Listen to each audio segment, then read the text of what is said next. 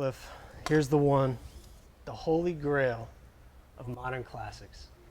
I call it the Scottie Scheffler because he had it in the bag for about 7 years. This is the limited edition VR Pro Nike.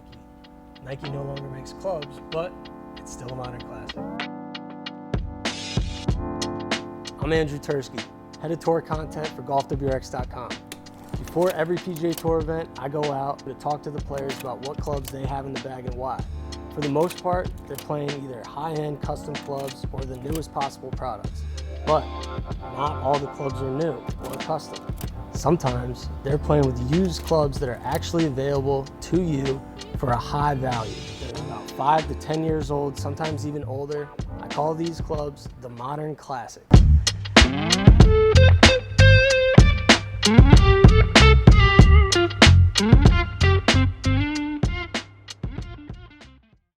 All right, this was definitely the club I was most looking forward to, and really the reason why this Modern Classic series started.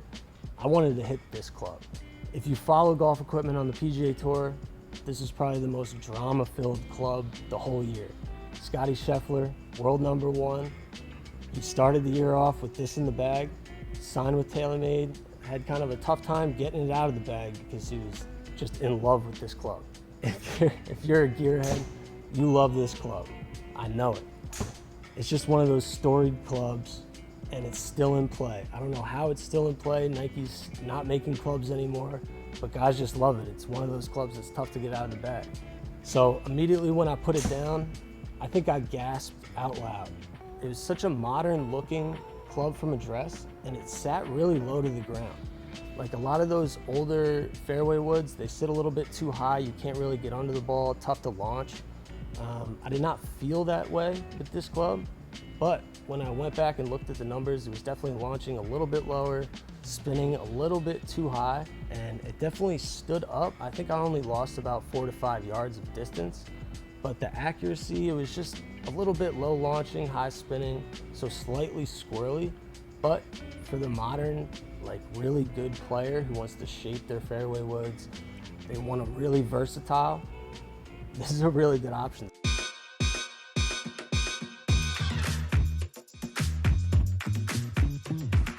All right, Cliff, we got the Nike Scottie Scheffler. I mean the VR Pro Limited Edition. This was fun to hit. This was kind of what this series came about from. This was the holy grail of modern classics to me, so I was excited. Did it hold up to my excitement? What are the numbers telling you? Well, when we look at your speed, your launch, and your spin, we saw with a couple of the previous fairway woods that they were a little inconsistent on the launch and the spin for you.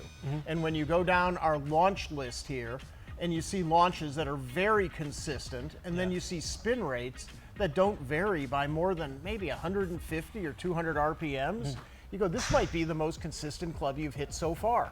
And while it may not be as fast as the others, that consistency will serve you well when you're out there trying to hit, you know, shot after shot, and you want the same result. So it was really good on that end. Plenty fast. Not the fastest, but plenty fast. But boy, the launch and the spin, that's difficult to do, even at the highest levels, to repeat those launches and spins from shot to shot. Yeah, it did feel consistent, but I felt like I was launching it a little too low, spinning a little too high, or am I off base there? You know, there will be players that want to see this shot.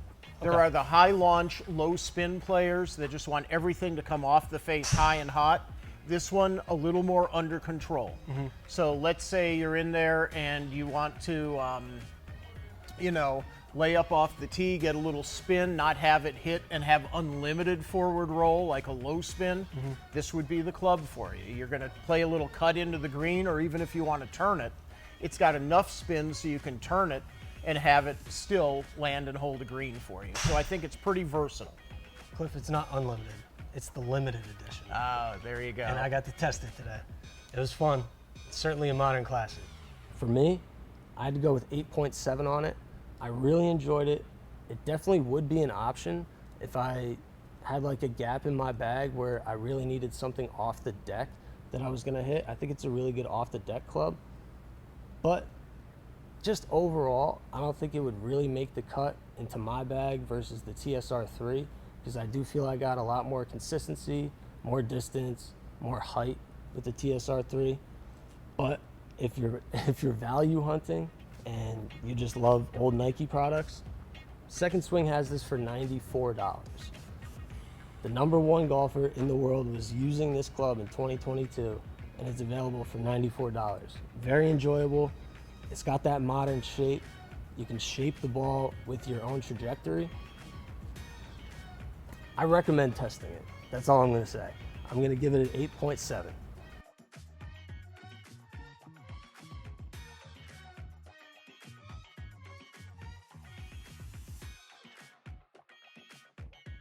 We're getting into the drivers now.